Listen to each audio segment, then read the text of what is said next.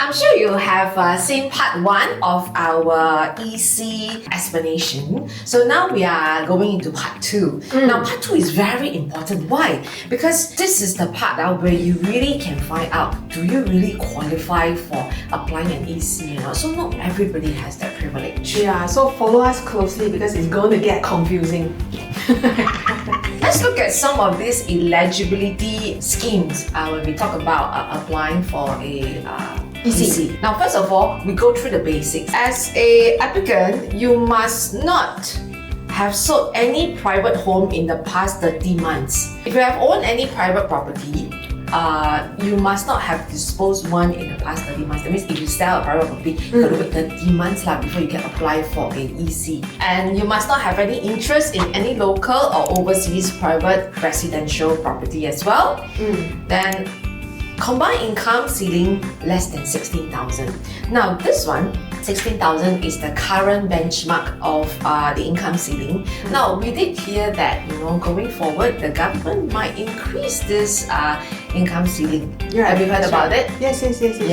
So technically speaking, you can appeal if your income exceeds 16,000, maybe by a little. Highly likely you may be able to pass the appeal. In terms of commercial property, the household can own maximum of one non-residential property at the point of application. Okay, so I must not hold any residential property, but I can have like a commercial or maybe a shop house or something like that. Yes, exactly. Right. But only maximum one. Oh, in the whole household? Right. For all the applicants. Okay, so these are the basics. Yes. These are some of the eligibility scheme that we want to talk about. Under the public scheme, right? Now, generally under the public scheme, under the family public scheme, okay, you need to be able to form a family nucleus before you can apply for an EC. Yeah. So that means that's probably like spouse and children, okay, or parents and siblings, that sort of thing, okay? Now, if you are a divorcee, right, and you want to apply under public family scheme, you need to have full care and control of your child. So it will mean that if today there's a divorcee that is with one child, then if they want to apply because they are forming a family nucleus, like parent and child family nucleus, so they must have the full care and control of the child before they can apply. That's right. Okay. And they also need the written consent by the ex-spouse.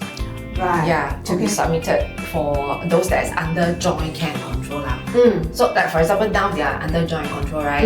A joint care and control, right? So the ex-spouse need to consent that she has or he has the full care and control before the application can happen. For divorcee of such status, right, because with applying with children, they can do so once the interim judgment is issued. No need to wait until the final judgment. Of course, we have another public scheme which is under the fiancé-fiancée scheme. Oh, this one is like me like that when I apply for my BTO. Haven't get married yet. Only say yes, let's buy a flat together. Then we go for this scheme, right? Okay. Correct. That means not married yet.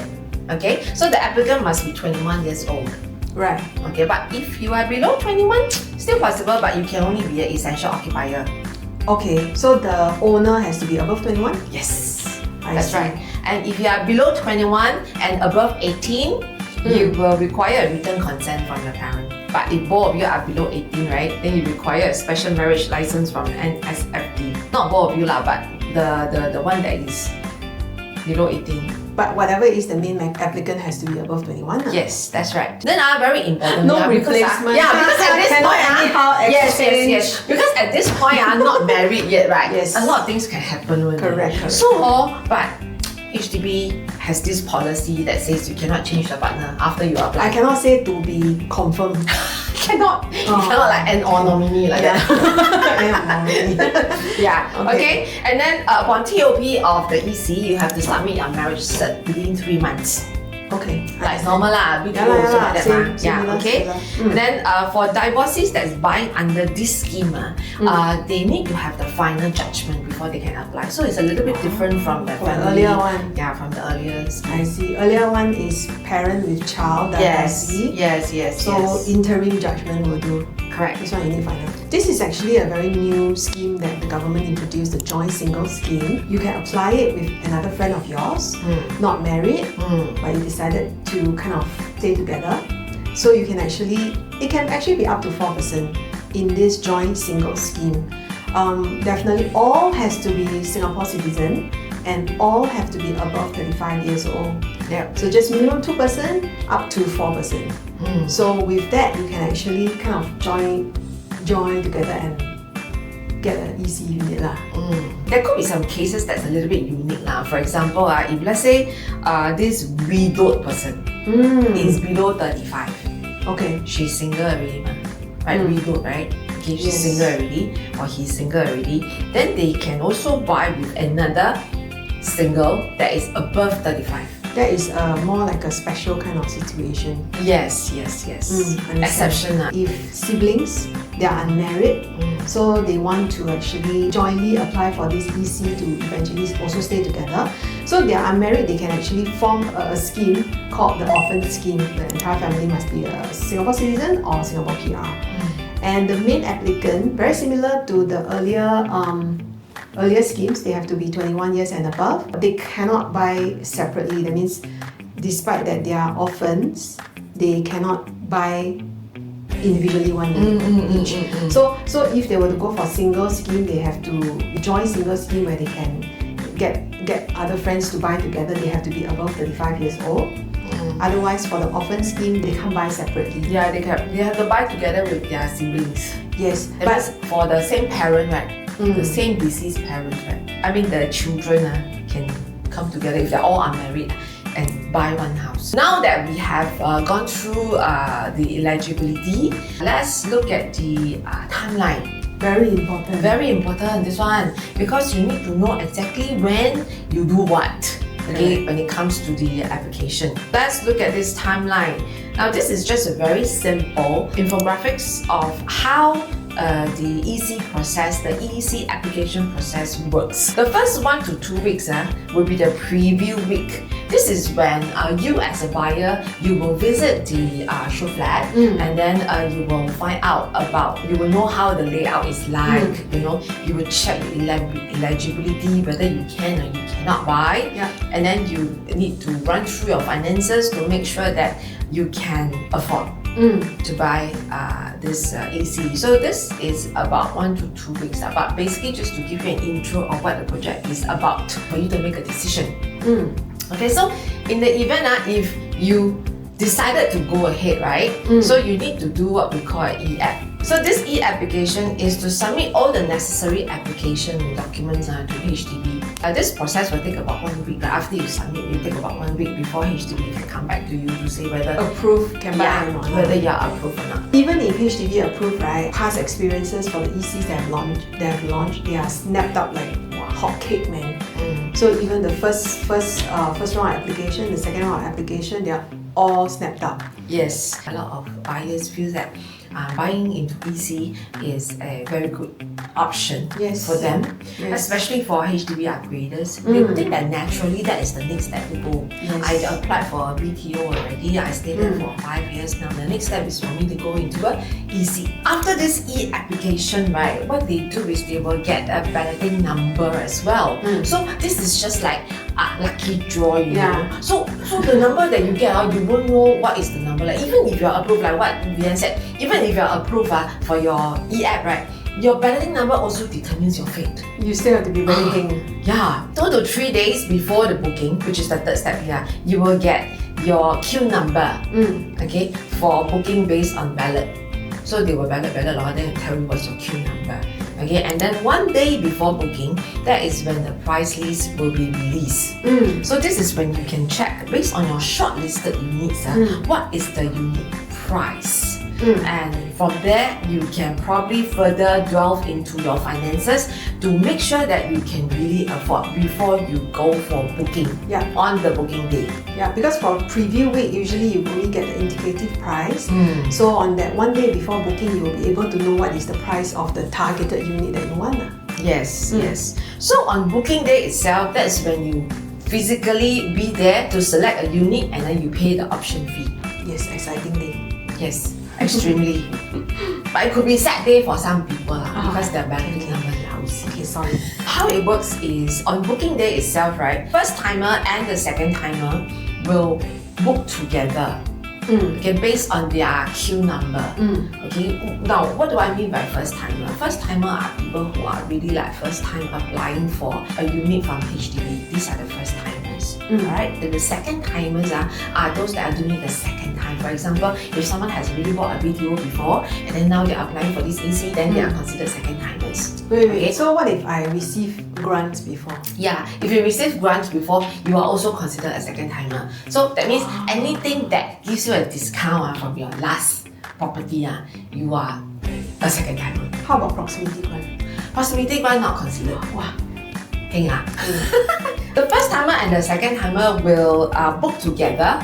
Alright, so the queue they will call. But once 30% of all the units are hit, second timer has to stop already because they are giving priority to the first timers. Okay, so the second timers will be sad. Correct. So the second timer will be sad. Then they have to go home and wait long. Because 70% of the units in this kind of EC are reserved for first timer. I see. Okay, I mean it's fair lah. Yeah, but it's not like they have no chance lah. They have to wait 1 month or the second timer has to wait for another month before they can book any leftover units. I see. Okay. Yeah. Understand. Okay, so this is traditionally and generally how the EC booking system works. We are exploring something new, okay, and this could benefit the second timers and be slightly fairer to them as well. Alright, so in this setup, the first timer together with the second timer, they don't book together on the booking day. That means once their e-app is approved, they get the approval and everything, right? They even get the price already. They will wait for 1 month before they come together to book together. And in that case, when they book together, there is no such thing as like the 30% quota and whatnot. So they just book according to the queue number until the last unit. So in this case, if it is this kind of setup, right? Yeah, then it benefits the second timer. I mean, if they get a very good queue number, even if the quota went above 30% for second timer, they still have a chance to buy something. I hope the second timers are happy. Before we even proceed to talk about booking or whatever, very importantly, this question we have to ask ourselves, can I afford or not? Seriously, can I afford or not? Okay. How do I know? Yeah, how do you know?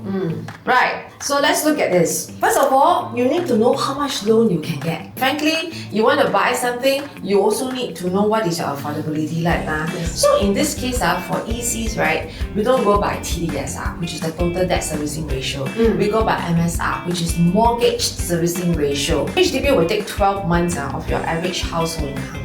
And only 30% of it can be used to pay off mortgage installment. That means the monthly installment of this mortgage. If your income is like about 16,000, right, likely you will be able to get a 900 over 1,000 or about $1 million like that, around there. I mean, this is the amount of loan that we can get. But of course, another consideration is which payment scheme to go for. Now, for ECs, right, brand new ECs like that, right, there's 2 types of scheme. Okay.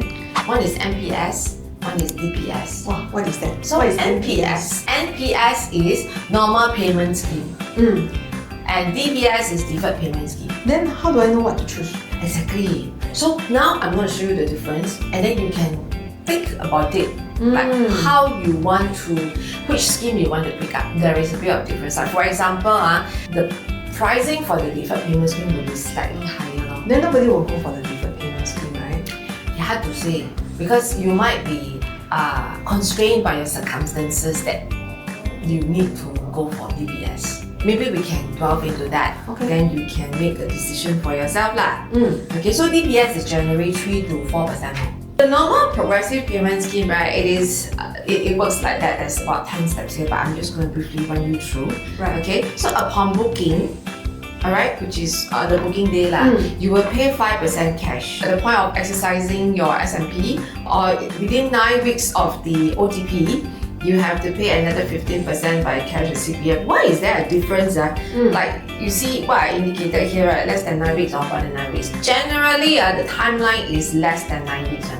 Once you are granted the OTP, in 2 weeks the SMP will be delivered to the law firm, and then you have about 2 weeks for the stamp duty and whatnot, blah blah blah, then to exercise it, right? Then for those that's above 9 weeks, usually for appeal cases, because you need HDB's approval, so it takes a longer time. But these two components here, the 5 and the 15%, you have to have it before you can even progress to what's next. Say for example, if you are able to get a 75% loan for this property, right? So progressive payment wise, at this point of foundation, you will have a 5% that you need to pay by cash or CPF, and then the other 5% you can pay by cash or your housing loan. So then the loan will kick in. Then every 6 to 9 months, you will pay lor. So it will maybe it will start from like a few $100s, and then 6 to 9 months later you pay the other 10%, and then 3 to 6 months later you pay another 5% and so on. So from this point onwards up to here will all be either your cash or CPF or housing loan. The timeline will be somewhat like this. At the point of TOP, that's when you pay 25%. Okay, and 12 months from TOP will be the CSC, which is when you pay the 50%. But all this will be part of the loan.